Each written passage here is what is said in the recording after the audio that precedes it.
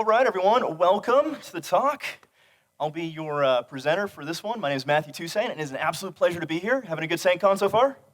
Yeah, it's my first time here, moving the family out to the area, in fact, and I am astonished by this conference, loving it to death. But you didn't come here to hear me wax poetic about the conference that you and I are both attending, so let's go ahead and dive in. We're going to talk a little bit about vulnerabilities today, but not in the boring sense. We're going to talk a little bit more about how we can leverage these from two aspects: vulnerability assessment and penetration testing, and how we can do a little bit more than what perhaps our de facto proprietary tools allow us to accomplish. We're essentially going to take a journey together to unlock the potential of our vulnerability data itself. We'll throw some code at it and release maybe a little bit of a tool to help out as well. So I'm very, very passionate about this topic in InfoSec in general. I used to work for the Air Force. Then I moved on to Black Hills Information Security, Counterhack, and then I founded my own company called Open Security. We do all kinds of security services. And so I've been dealing with vulnerabilities for, well, over a decade. I'm getting old. But I'm also the SANS Institute's author for the vulnerability assessment course, the SANS Institute. And we're seeing a lot of issues when it comes to discovering vulnerabilities and most specifically identifying what matters. What if I told you, for example, that the vast majority of vulnerabilities that get a CVE, oh yes, CVE, don't matter to anyone at all, ever, period, forget about it. No attacker in their right mind would even pay attention to the fact that there's a CVE for that condition.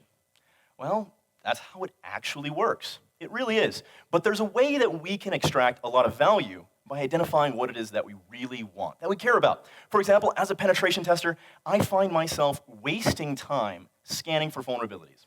In fact, you might even go as far as to say that for penetration testers, vulnerability scanners may not actually be required. I know, strong words right there. That's a hot take and a half.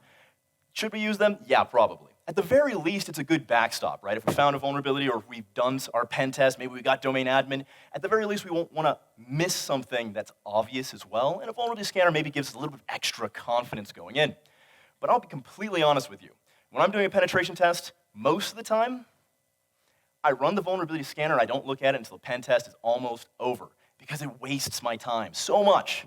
But we can do a lot better, especially when we work together as a community. And so from all of this is a little bit about me, but at the end of the day, I identify as a communist. I'm a communist, specifically an InfoSec communist. Why? Because together, we can take advantage of our capabilities that we share as a whole, as a community. And so a number of months ago, I was having a conversation with a friend of mine named John Gornflow. And so John, we were having a conversation about vulnerability scanners, and he said, you know, our choice here with vulnerability scanners sucks. We just don't have a lot of fantastic options. The vulnerability scanning vendors, we're probably talking here about Rapid7, Tenable, and Qualys, well, they have a monopoly. A soft monopoly, but it's a monopoly. And the world is on fire. I don't know about you, but if you've been paying attention to ransomware over the past couple years, yikes. Last year, ASUS ransomware $40 million, and they paid it. They paid it. Holy goodness, the world is on fire. And so me and John were having this conversation. It's really more of a rant. And I'm saying, preach, my friend. Say it from the top of the mountains and in the valley as well. You are absolutely correct. And so John continues the conversation, and he says the open source community is really close. Like, we are so darn close to having an option that is accessible across the board. And this is rather important. You see, as a penetration tester, I find myself dealing with the same problems over and over and over again. Maybe not the same vulnerabilities, but the same problems. For example, perhaps I'm doing a penetration test and we get domain admin and we knock over the entire network. We find all kinds of stuff. Great, now the organization has some stuff to work on. Fantastic. We come back the next year and we just smash the network all over again. There's a couple reasons why this might happen.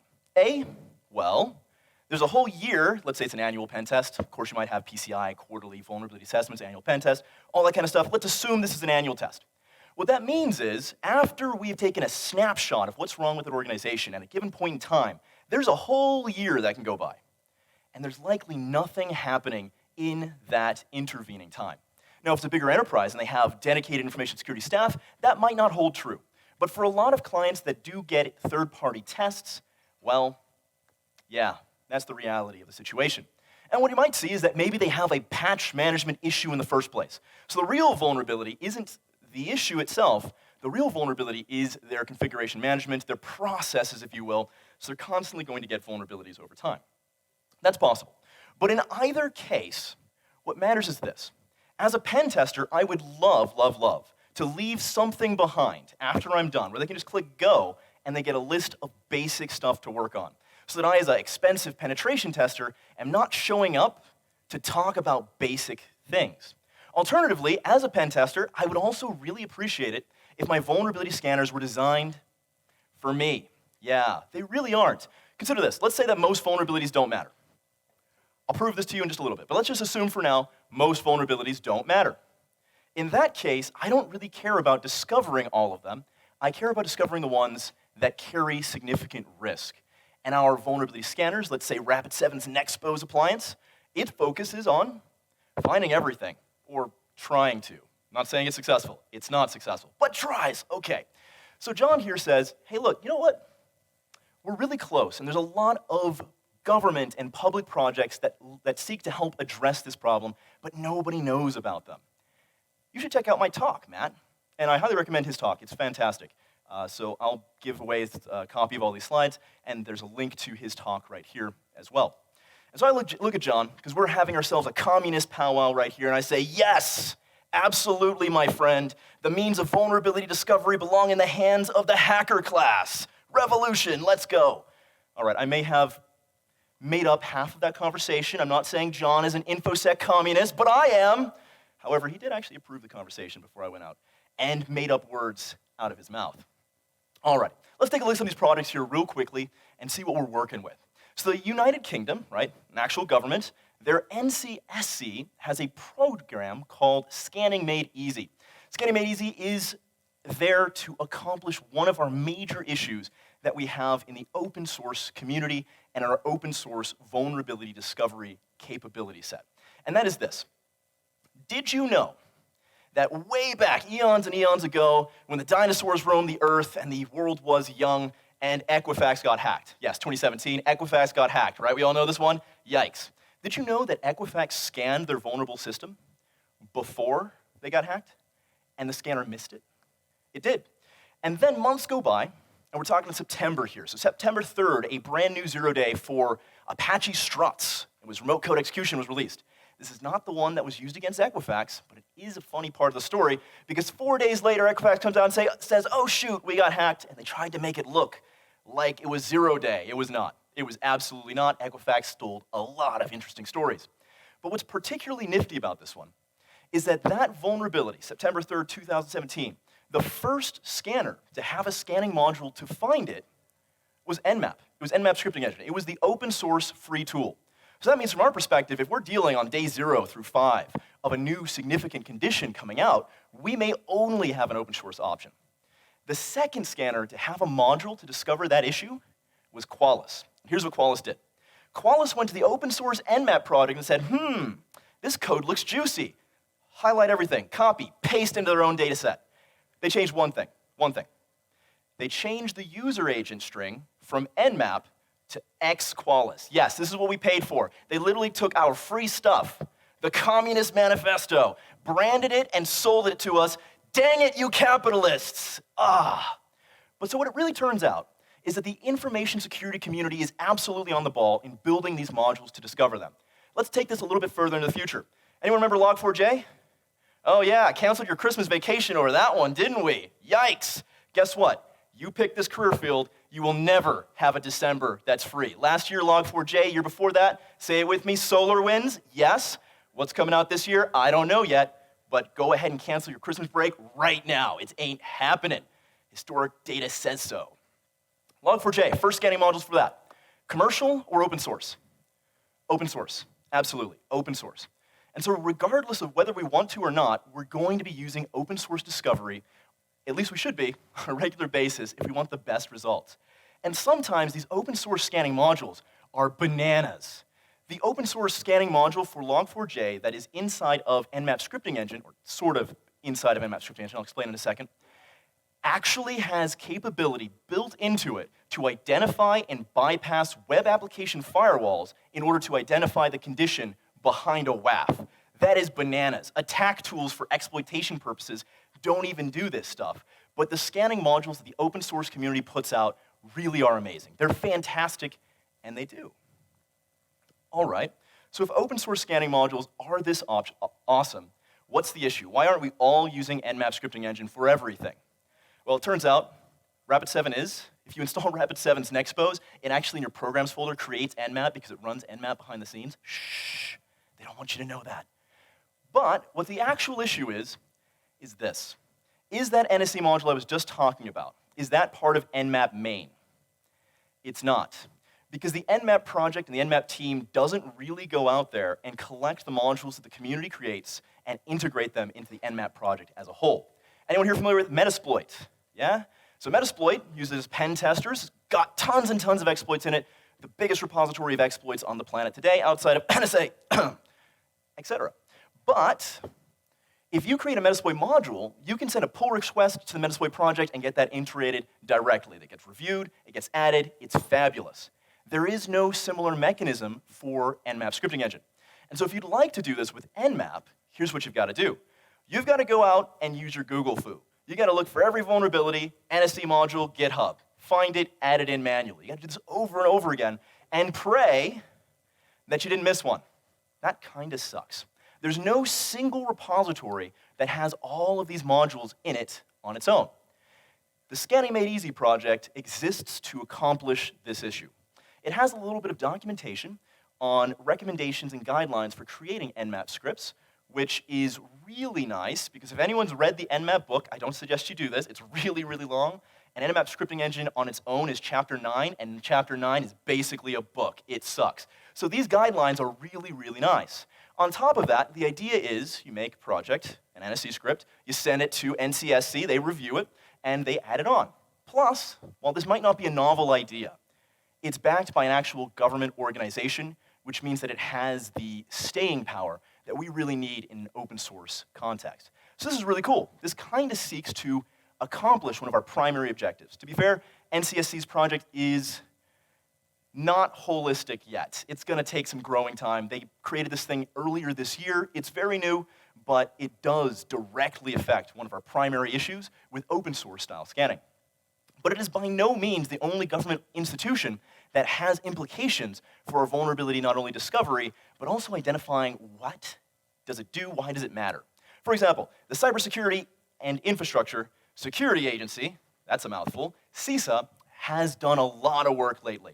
Jen Easterly at CISA, she's just been absolutely amazing for the open source community, because while they focus on infrastructure, it turns out that they release a lot of this information to the public. And one of their sets of data that happens to be extremely useful for us is going to be their KEVs, known exploited vulnerabilities. You see, if we're kind of walking with me here on this one, and we assume that most vulnerabilities aren't going to be exploited by adversaries at all, and we want to fix the ones that will be, which ones are those? Well, if we look at this project, it says these are the ones that adversaries are using today, or that we have seen adversaries use in the past. These are the known vulnerabilities in the wild that an adversary is exploiting.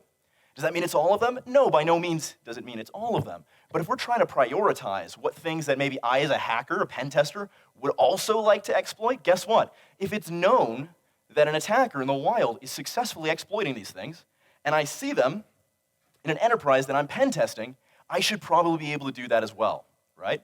Makes a lot of sense. Furthermore, if I'm a vulnerability assessor and I don't really know which vulnerabilities matter the most, this certainly helps me identify how I should triage them because they're being used in the wild.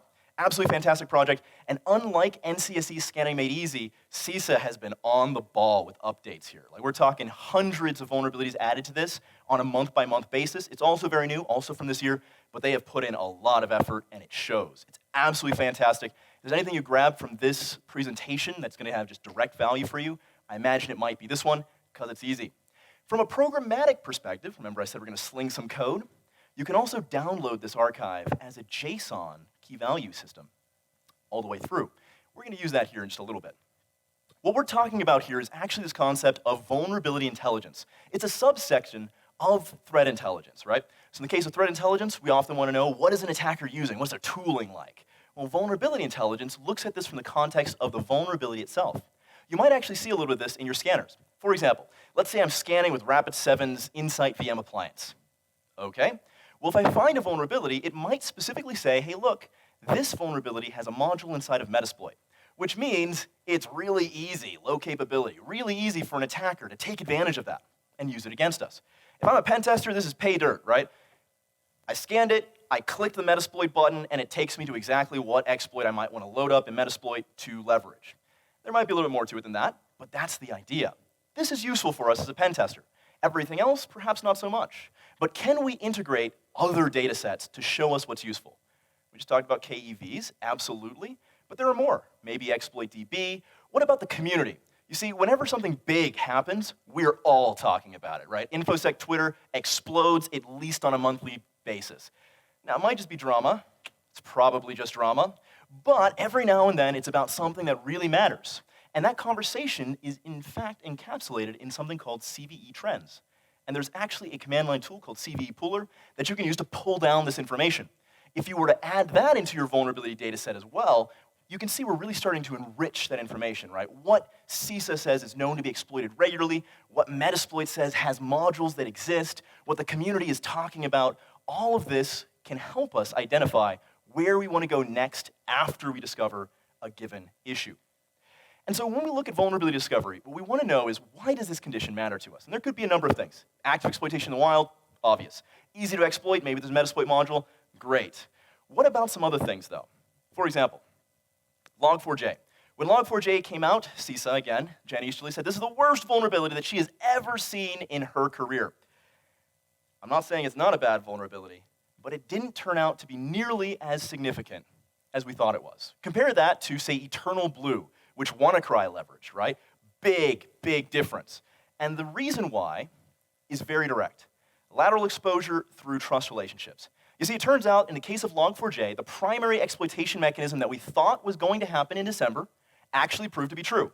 In December of last year, we thought they were going to go after, say, Java-based web applications. And that's exactly what the attackers did. But Java web servers, particularly those exposed to the internet, are typically running on Unix systems. Maybe it's Red Hat, maybe it's Ubuntu, who knows, who cares? The point is, it's probably not connected to Active Directory. And if we're looking at incident response, it's almost always Active Directory. I do incident response all the time, and it's very, very sad. Like, if I have to do one more incident response, and it's because the domain admin password is password123, I'm going to lose it. It's over. I'm going to lose it. This happens all the time, right? But this is because of those trust relationships between systems. In the case of Log4j, have we seen ransomware? Yes, we have. We've actually seen a little bit of ransomware. The first one we saw was in January by a group called Night Sky. And they were ransoming servers for about $800K a piece. This seems like a lot of money.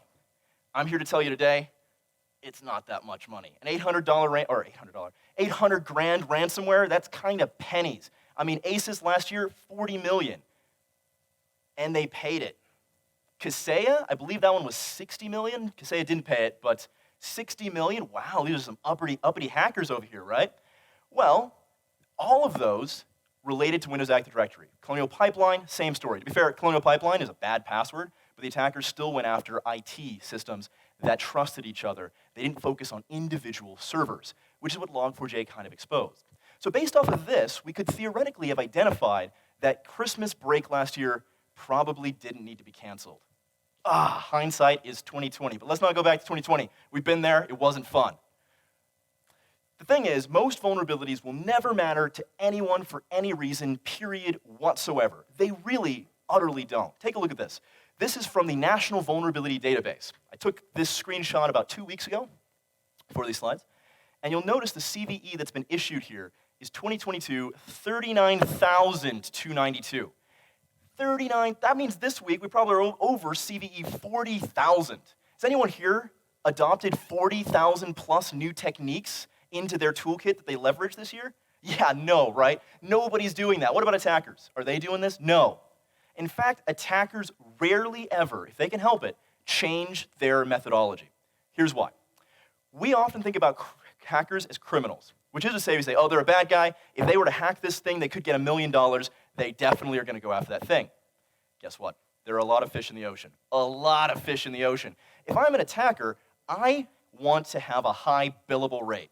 I'm not kidding. A high billable rate, right? So I'm an adversary. I'm doing a job that has a high degree of risk. I could get discovered, I could get extradited, I could go to jail for many, many years. I don't really want to go to jail, which means to make this worth my while, you better pay me, right? $10,000 an hour, not that measly $100 an hour pen test stuff. Get out of here with that. But this is how attackers think. Guess what? If I, as an attacker, am learning a new technique, or I am updating or creating new tools, am I getting paid for that?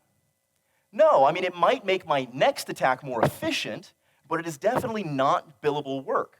And so I, by and large, will prefer to use features over vulnerabilities, especially over CVEs that could be patched, instead, because my billable rate will be higher. All right, now let's take a look here at some more information that comes out of this. It also includes a CVSS score, and in this case, we can even see exactly how it calculated the base CVSS score. CVSS is a little bit of a contentious topic in InfoSec. Some people love it, other people hate it, and both groups are completely wrong, because they just don't understand what CVSS does. You see, the way we use CVSS, by and large, in the community today, is we take the CVSS score from whatever tool gave us a score, and then we do things with that. Maybe we just rank by severity, and then we start patching from the top down, perhaps. Can we do better things? Do people do better things? Absolutely. But here's the main issue right off the bat. You're not using CVSS. You're using the CVSS base score. It turns out there are 3 components to CVSS: base score, temporal score, and the environmental score. So most organizations who are using CVSS are actually only using a third of it. And that gives you a really good business opportunity if you're a capitalist with Tenable and you come up with VPR. Anyone familiar with VPR? VPR is Tenable's custom risk calculation system. A lot of people really like VPR because it's better than CVSS. But the thing is, VPR is actually basically CVSS. They just completed most of it, and they tacked on a couple extra little bits of salt and pepper on top of it. So if you like VPR, it turns out you technically like CVSS, you just don't know it yet. Ooh, nice. So if I'm a penetration tester, I hate all of this, right? I hate all of this. CVSS 10, you see those for Internet Explorer client-side vulnerabilities on servers where Internet Explorer has literally never been run. Simultaneously, the NVD score for Eternal Blue, that's that WannaCry thing, right? Merck this year, actually, they just won their court case against their insurance firm for $1.2 billion in damages. So it took them 5 years for that court case, but by the end of it, they won, and they got $1.2 billion for it. That is an 8.1 CVSS, according to NVD, which is what is used by all 3 of the major proprietary scanners. This is not tenable, pun intended. And so what we need to understand here is that there is a lot of opportunity. Our scanners may not be leveraging it, but if we can take control of our vulnerability data set itself, we can enrich that information and we can walk away with something that is much more viable and useful for us. Plus, if we control our data, we can also leverage it to do more. For example, if we had a vulnerability scanning agent that was designed for penetration testers, what other features might that agent have? Maybe it dumps passwords. Maybe it cracks passwords. If I'm a vulnerability assessor, I want to know if my domain admin password is password123. If you're doing a VA and you have not checked for that, that's a mistake. Like, come on, you got to do that, right? So as a vulnerability scanner, shouldn't the vulnerability scanners potentially do this? Well, it could. It definitely could, and it could add that to the vulnerability database. But if it's a proprietary tool, we can't do this. Could the scanner identify privilege escalation opportunities? Heck yeah. What if I've got an agent, right, and I've put this around my environment, and it's scanning for local vulnerabilities, maybe misconfiguration ones, and I'm a pen tester, right? Well, maybe I would like to escalate privileges. Wouldn't it be lovely for my, say, pen testing agent, like Meterpreter, to have scanning functionality built into it? Yeah, I'd like that. Password auditing, talked about that one. And what about system hardening details? This is actually a pretty interesting one. Likely more useful for vulnerability assessors than penetration testers, but if we're looking at risk of a given system, and we want to downgrade that risk based off of security controls that have been put in place on the systems where those controls exist, and upgrade the risk for systems where those controls do not exist, shouldn't the scanner be able to identify those, or shouldn't we at least be able to add those into something like our host asset configuration that the scanner adjusts and addresses based on? That would be really nice. With proprietary tooling, all of that data set is not accessible to us. Their vulnerability database itself belongs to the vendor, and therefore, any brainstorming, any thoughts that we have that we can come up with to do better are not accessible to us. And so, let's put this all together, shall we? Let's build ourselves a vulnerability database and move on. And so I was talking with a friend of mine, Mick Douglas. He recently got out of brain surgery. He's okay, good for Mick. And he asked me a question over the summer. He said, Matt, what vulnerability scanner on the open source side would you recommend? And I respond with a very eloquent, gah. And he's like, you right over there? Why must you cause me so much harm? Because I am a melodramatic in the extreme. Oh, by the way, I'm writing one, and that's why this question hurts me passionately. And then he asks me this question, which is just amazing. He says, can I help? Can I help with this? And that's because he's a terrible capitalist, right? Help with this for free for the community. That's communism 101, baby. But it turns out that InfoSec communists live and reside amongst us, and they were the genesis of a lot of the project and code that we're about to go through here in this next little section. Specifically, I was talking on Twitter, as one does, and I'm like, oh my gosh, wouldn't it be nice if there was something that could control and work with the NVD dataset? And Lucas over here, he goes by the handle Pendantix, he sent me a message. He's like, hey, look, I was working on this project a while ago. Here's his source code for that project. And it does pretty much what you're asking for. So I took it, tweaked it, and slapped it in. Absolutely. We don't have to start from scratch in this endeavor. A lot of the work has already been done for us. All we need to do is put a couple things together and then profit on it. So first off, let's go ahead and build ourselves that database. In this case, we want to pull down the information from NVD, and we might be able to send an API request to add in a vulnerability to the database itself. This means that we get to control what vulnerabilities live in that. It turns out that your scanning vendors aren't doing this manually themselves. They're using NVD's dataset as well. So if we can pull down their JSON, format it, thanks Lucas, and put it into our own database, now we have a very solid place to start that is a 90% solution of what our vendors already sell us. That's fantastic. But let's not stop there. What if we want to enrich this data? Let's take KEVs from, say, CISA's JSON setup, and let's go ahead and plop those in as well. In order to do this, if we're interacting with the API, we can just make REST requests against it, kind of like you see here. In this case, this is the NVD formatted output for a vulnerability. If we add additional fields to that and send it to our API, we will now have an adjusted vulnerability there. And in this case, we're just saying, hey, look, this is listed in KVVs, and there's a Metasploit exploit for it, and we fire that off. Super easy to do this. This here is a tool called Postman. Yes, that's the name of the tool. And all of the APIs here are fully documented, and you can leverage them. Plus, if you really want to get a little bit handsy with it, you can also open up the, say, curl output of it, and we could just script this all straight on, say, a Unix command line like this. And then Bob's your uncle, we get the data, and we can do whatever we want with it. And this is the really important piece, because if I want to script something, and I just slap it into curl and then do something with that data, maybe write myself a real quick Python script to do a check through the vulnerability database to identify maybe all the vulnerabilities tagged KEV, I can now do that for the command line really quickly, really easily. If I didn't want to do it from the command line, all of the Postman API requests are documented, and they're public, and you can use those too. Or, of course, we could go one step further. Now, the next question we've got to ask ourselves is, that's lovely, and I get how that might be useful, but how does this help me find vulnerabilities in the first place? Well, here's this thing called CPEs. CPE stands for Common Platform Enumeration, and is a specification much like CVE, Common Vulnerabilities and Exposures, and it allows us to identify and fingerprint a piece of software. It calls them products. And so here we see Internet Explorer, the exact version of Explorer, et cetera, et cetera, et cetera. And if we did this, what you might have noticed, if you look really carefully here, is that each one of these vulnerabilities has a CPE, there it is, associated with it as well. And so what we can technically do is fingerprint our software and look it up against that API, and boom, we're going to get a list of every CVE that is associated with any given CPE. Sounds like magic. Let's see how this works. So first off, we probably want to create ourselves a host in our data set as well. We've been talking about vulnerabilities so far, but now we're going to assign vulnerabilities to something that might be a host, product, whatever it might be. We can just create a host real quick. You wouldn't necessarily need to put all of this information in, but that's a template example. And now we want to find out what products are on our system. Very easy to do this. Open up Windows Applications and Features and read it. Google Chrome, here's the version, there's our CPE. Lovely.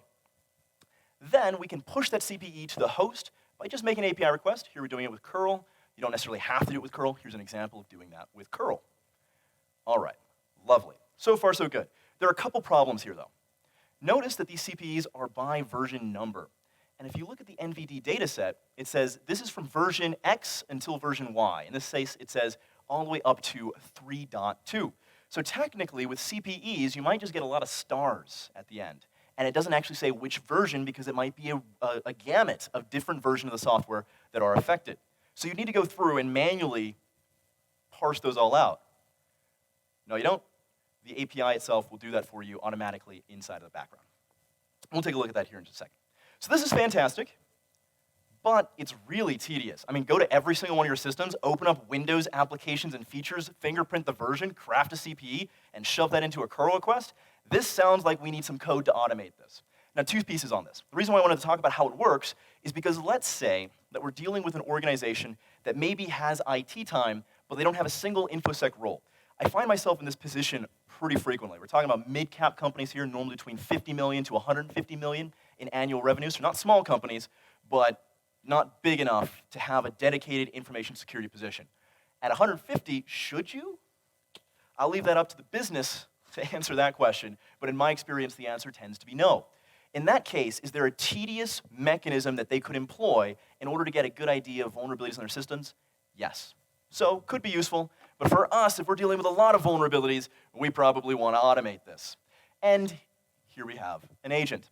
So this case is an agent written in Go, and it goes through and scrapes out all of the CPEs and then submits that curl request, essentially, just in Go, to the API, bam, bam, bam, bam, bam, and now we have a list of all of the software products that are installed on that system, and as a result, a full list of vulnerabilities that affect that system based off of the software that is installed.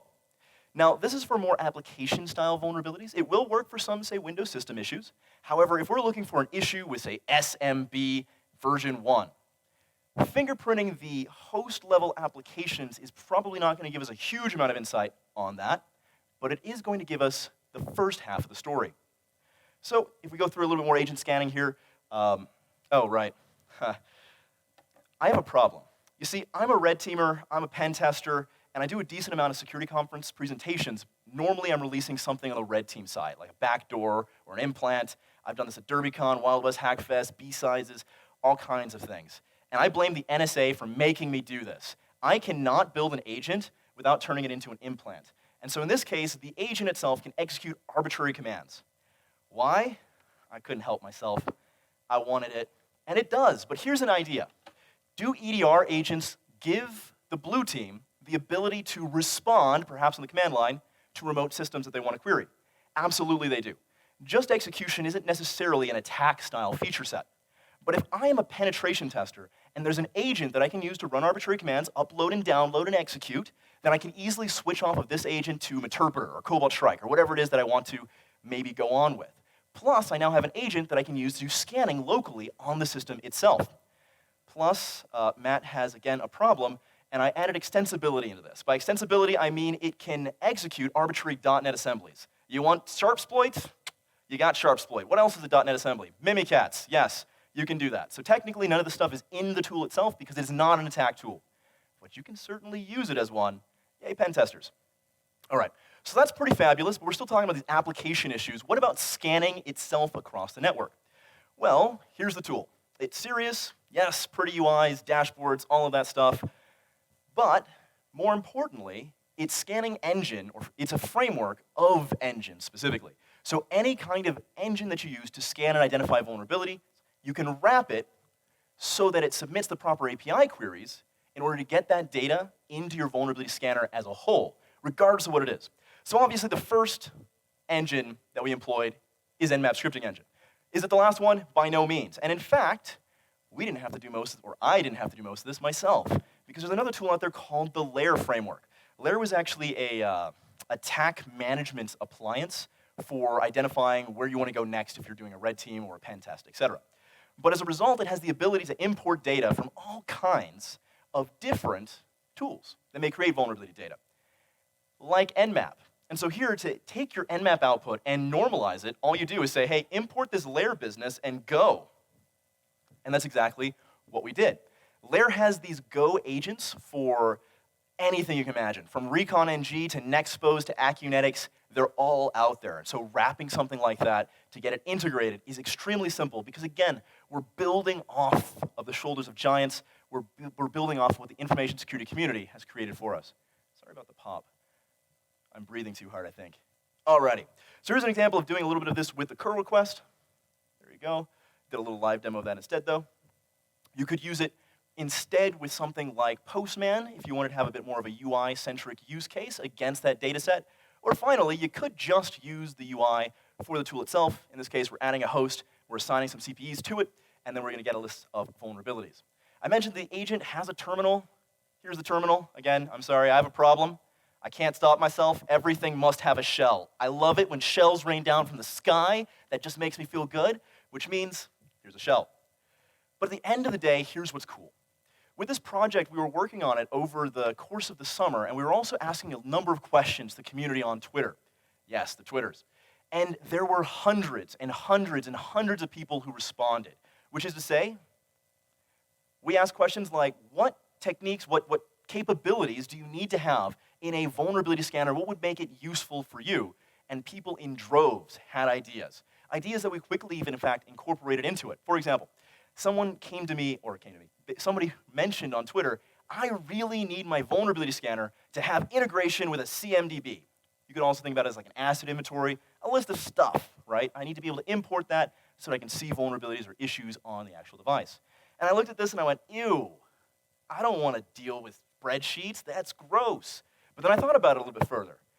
And if we're dealing with a small mom and pop shop of, probably bigger than 10 million annual revenue, if we're dealing with something like this, do they have dedicated personnel that can do that? No. But if we said, hey, look, take your data set, put it in a configuration management database or just a spreadsheet, and then plug it in, and you'll have access to this, and it's free, we're going to get a lot of folks who have that accessible, right? Where it's accessible within their capability, and that might have some really big implications on ransomware that we're dealing with today. Because right now we're missing so many of the basics. Attackers aren't doing anything crazy. They don't have to, and if they try to do something crazy, their billable rate goes down, so they don't even want to. This might be somewhere to get started to help out. Other questions we were asking is like, what kind of feature sets would you like to have in your vulnerability scanning agent? Or even specifically, pen testers, what do you want to have in this agent? And so as a result, the community's really kind of directed where the project has been going, where it's gone over the course of the year, and that's been absolutely fabulous. So I think we're all InfoSec communists, at least in a certain degree. Now this tool, of course, has some future work, as all tools do. It is currently in alpha, so you can actually pull it down and you can use it today. The back end is pretty darn robust, but the front end, yeah, GUIs, ugh. It's all right. But I would probably not give it to a small IT shop in a small company today. But absolutely, all of the things that would get us there are in this little future work section. If you are a little bit more savvy on computers, you can absolutely get it running. In fact, I'll tell you right now exactly what two features are missing.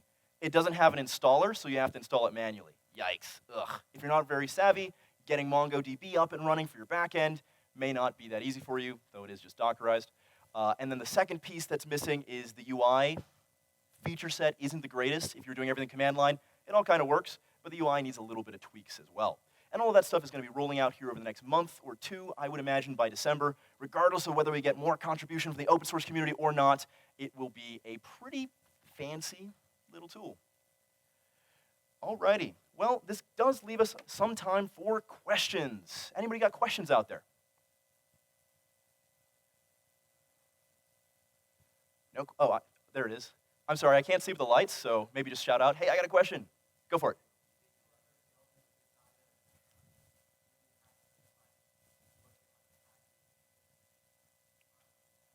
This is a really good question. Beyond just identifying vulnerabilities, what about patches? The agent right now already will look at Microsoft KBs and patches that are installed, and it'll push it to the scanner. So you'll see every single system patch that's missing on any given device. So yes, that's already there. Good question. Again, shout it out if you've got questions. I'm getting blitzed, so I can't see. Does it have authentication? This is a very, very good question because the answer to that question is no, and I'm embarrassed to give you that answer. That's one of the things that's in the future work list that'll be coming out here. That's probably one of the first ones that we'll be working on, so that'll probably come out in the next month or so. Don't quote me on that, but yes, it should have authentication. It currently does not. It does. In fact, if you want to see it run on Mac, we can do that. Live demo time. This is where I start breathing really hard.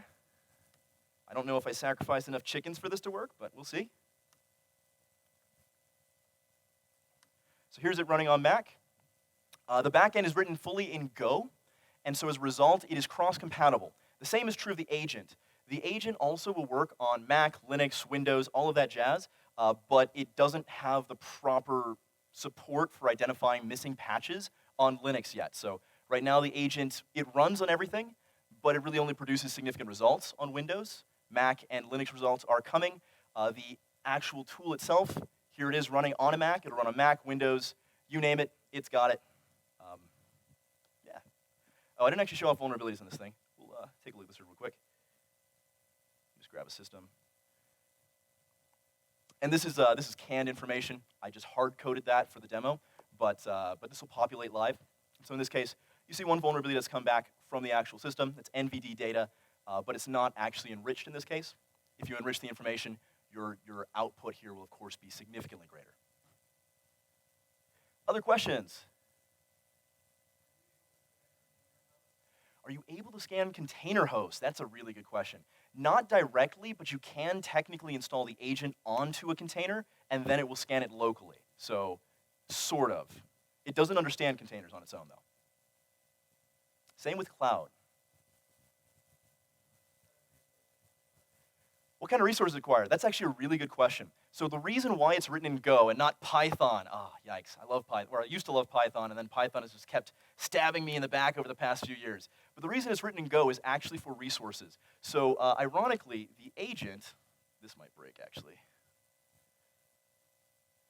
Sort of worked. It's my aspect ratio. So ironically, the agent itself is designed to be able to control many, many systems simultaneously. So this might be one of the best C2 tools if you're trying to control a botnet. And the reason why is because of the Go backend. That sucker is fast. I had no idea how fast it was going to be until we were halfway done with the project. If you take NVD's data set, right, 40,000 CVEs per year, going back over 20 years, you can shove that entire thing into MongoDB through the Go API, where every vulnerability is getting put into it at 0.01 to 0.1 microseconds apiece. It'll shove the entire thing into it faster than you can go grab coffee. That wasn't actually an intent from the design perspective. It's really nice to have, but as a result, it's pretty darn fast. Nmap also, as an engine on the back end, is very fast. A lot of people think Nmap is not fast. That's not true. Nmap has really bad rules for discovery that determine which scanning module it will send out. And as a result, Nmap sends out a lot, and my scripting engine that is, sends out a ton of different scanning modules for vulnerabilities that could not possibly exist, whereas the proprietary scanners do a lot better discovery. Sirius also has its own back-end engine for scanning on its own, and it uses that for a lot of the discovery in conjunction with Nmap, so it ignores Nmap's port rules and then sends out the scanning module that's ideal given the system and its fingerprint. For example, it won't send a Java module against a web application that isn't Java, whereas Nmap scripting engine on its own often does. So Nmap's also pretty fast as a back-end engine. It's just the way we use it might make it look slow. Any other questions?